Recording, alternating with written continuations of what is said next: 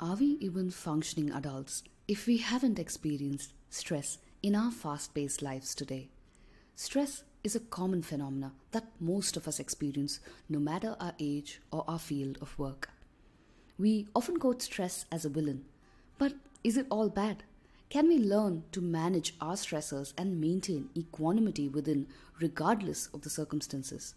We will explore this and more in today's episode.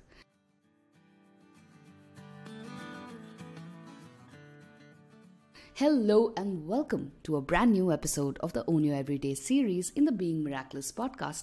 I'm your host and self-awareness coach Shweta Shivraman, and this is the first part of the two-part series on stress and how to deal with it. In this episode, we decode stress, how it works, explore if all stress is bad, and what signs to look for to assess if you're experiencing chronic stress. Let's begin with first understanding what is stress. Stress is nothing but a response to a real or a perceived threat or challenge. The first thing we need to realize is that stress is a response, our response to the situation or circumstance we are in.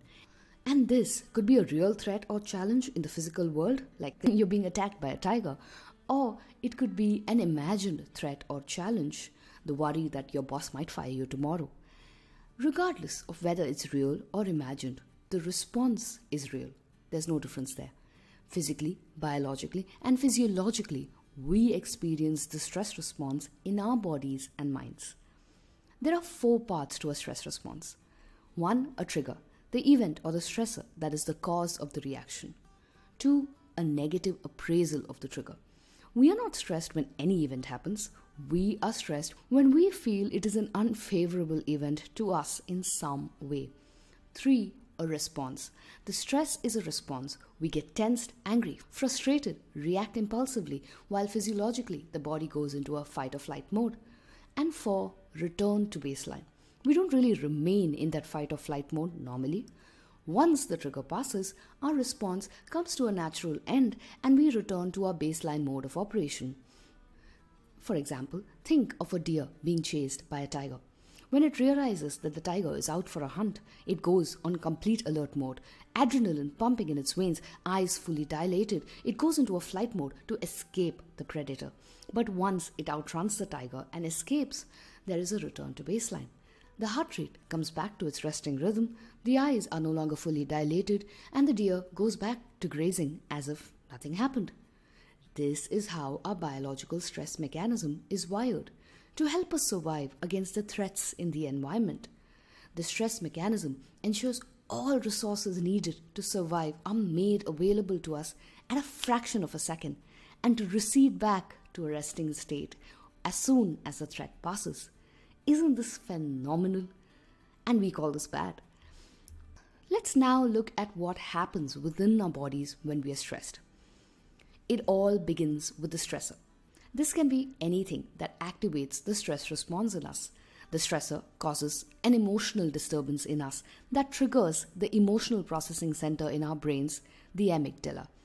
The amygdala sends a distressing signal to the hypothalamus, the command center in the brain that controls all our involuntary functions like breathing, heartbeat, blood pressure, and lots more. The hypothalamus activates the sympathetic nervous system, our fight, flight, freeze response, by sending signals through the autonomic nerves to the adrenal glands. The activation of the adrenal glands leads to the discharge of the hormone epinephrine, or what we commonly call as adrenaline, within the bloodstream. Adrenaline circulates through the body. It brings on a number of physiological changes like faster heartbeat, more blood being pushed to our limbs, muscles, heart, and other vital organs to give us the strength to fight. Increase in pulse rate, breathing rate, more oxygen is pushed to the brain to increase alertness and improve sense perception. Epinephrine increases the release of blood sugar, fats from stored body in the fat, etc. It is said that the amygdala and the hypothalamus start this even before our visual centers manage to grasp and register what is going on. As epinephrine subsides, the HPA axis is activated, that is, the hypothalamus, pituitary gland, and adrenaline glands. The HPA axis continues sending the signals to keep the sympathetic nervous system, or the fight, flight, or freeze mode on. If the perception of a threat continues, the hypothalamus activates hormonal signals to release cortisol that helps the body rev up and continue to stay on that high alert mode. Once the threat passes, the cortisol levels fall and the parasympathetic nervous system, or the rest and digest mode within us, is activated that dampens the stress response. Now, is all stress bad? Well, the short answer is no. Through the many examples we've discussed, we can sense that short-term stress is necessary and helpful. Our response to short-term stress is necessary for our survival. Without that response, we cannot jump off the road when there's an approaching speeding vehicle or cover our head instantly when we notice that something dropping from the ceiling. These are inherent survival instincts to help us stay alive. Short-term stress is like pressing the gas pedal to accelerate and mitigate an impending threat. But what happens if we don't take the foot off the gas pedal? Things go from good to worse when we experience chronic stress and our stress response remains activated continuously. In our modern world today, our minds are so clouded with over-information from all corners, and our stress response is always on. We continuously perceive threats, real and imagined, and stay in a state of chronic stress. Will I lose my job because I turned in my presentation late? What about my home loan EMI? Will I ever find my soulmate? What about my child's future? Will they succeed in life?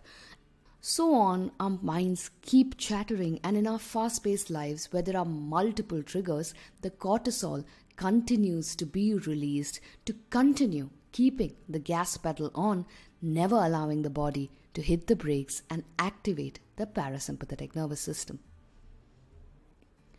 When the body continuously remains in the state of fight, flight, or freeze, our bodies are using up resources at a much faster rate, and we are allowing no time to rest, detox, replenish dead cells, or restore organic functions. Think about it. When a deer is being hunted down by a tiger, the stress response is activated to survive. All resources are optimized and geared only towards that one primary goal, to survive. That means when the stress response is on, no cells are being repaired, no organs are detoxing. None of our restorative and repair functions happen when the stress mode is on, as the body is gearing up for a fight. Additionally, when we are constantly stressed, our sleep is the first thing that goes out the window, taking away the only other opportunity our bodies have to rest and replenish. Over time, chronic stress can lead to physical consequences like headaches, muscle pains, fatigue, mental issues like anxiety, restlessness, irritability, behavioral changes like overeating or undereating, addiction to substances, tobacco, alcohol, drugs, extreme mood swings, lack of motivation or focus, and the list is endless. So, what are signs you can look for to assess whether you are in a state of chronic stress? 1. Examine your routines. Is there stability in them, or do you keep flying off the handle? 2. Examine your moods. Are you happy one moment and sad the very next? And how often do these fluctuations keep happening? 3. Examine your interactions. How effortless or naturally are you able to relate with those around you? Are your interpersonal relationships good, or can they be better? 4. Have you been doing too much or too less of something?